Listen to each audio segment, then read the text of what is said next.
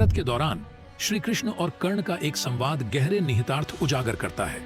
इसके अनुसार कर्ण श्री कृष्ण से पूछता है कि मेरा जन्म होते ही मेरी मां ने मुझे त्याग दिया, क्या अवैध संतान होना मेरा दोष था? द्रोणाचार्य ने मुझे सिखाया नहीं क्योंकि मैं क्षत्रिय नहीं था।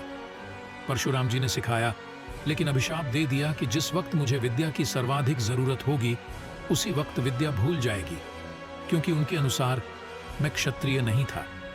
संयोगवश गाय को बाण लगा और उसके मालिक ने मुझे शाप दे दिया। द्रौपदी स्वयंवर में मेरा अपमान किया गया।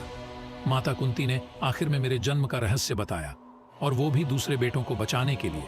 जो भी दिया दुर्योधन ने दिया, तो मैं उसकी तरफ से न लड़ूं तो किसकी तरफ से लड़ूं? इसमें मेरी गलती कहां है? अन्याय के पक्ष से लड़ रहे कर्ण के खुद को पीड़ित दिखाने और जस्टिफाई करने की कोशिश पर भगवान कृष्ण ने जो जवाब दिया उससे कर्ण निरुत्तर हो गया। भगवान कृष्ण ने कहा, कृष्ण, मेरा जन्म कारागार में हुआ। जन्म से पहले ही मेरी हत्या की योजना बनाई जाने लगी थी। मृत्यु मेरा इंतजार कर रही थी।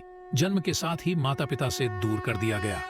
तुम्हारा बचपन खड्ग, घोड़ा, धनुष और बाण के बीच उनकी ध्वनि सुनते बीता, और मुझे ग्वाले की गौशाला मिली, गोबर मिला, खड़ा होकर चलना भी सीख नहीं पाया था। तभी से जानलेवा हमले होने लगे। कोई सेना नहीं, कोई शिक्षा नहीं। लोग ताने देते थे कि उनकी समस्याओं का कारण मैं ही हूं। तुम्हारे गुरु जब तुम्हारे शौर्य की तारीफ कर रहे थे, मुझे उस उम्र में शिक्षा तक नहीं मिली थी। मैं जब 16 साल का हुआ तब आर्षि सांदीपनि के आश्रम पहुंच सका। तुम अपनी पसंद की कन्या से विवाह कर सके। मैंने जिससे प्रेम किया उससे विवाह नहीं हुआ। उनसे विवाह करने पड़े जिसे मैंने बचाया था या जिन्हें मेरी चाहत थी। जरासंध से बचाने के लिए पूरे समाज को समुद्र किनारे बसाना पड़ा। युद्ध से पलायन के कारण मुझे भीरू कहा गया। अगर दुर्योधन युद्ध जीतता है तो तुम्हें श्रेय मिलेगा, धर्मराज युद्ध जीतता है तो मुझे क्या मिलेगा? एक बात याद रहे कर्ण, जिंदगी हर व्यक्ति के सामने चुनौतियां पेश करती है, वह किसी के साथ न्याय नहीं करती। दुर्योधन ने अन्याय का सामना किया है तो धर्मराज ने भी कम अन्याय नहीं भुगता। लेकिन सत्य धर्म क्या है तुम जानते हो? कोई बात नहीं, कितना भी अपमान हो, जिस पर हमारा हक हो वह हमें न मिल पाए, महत्व इसका है। इस समय तुम संकट का सामना कैसे करते हो? रोना धोना बंद करो कर्ण।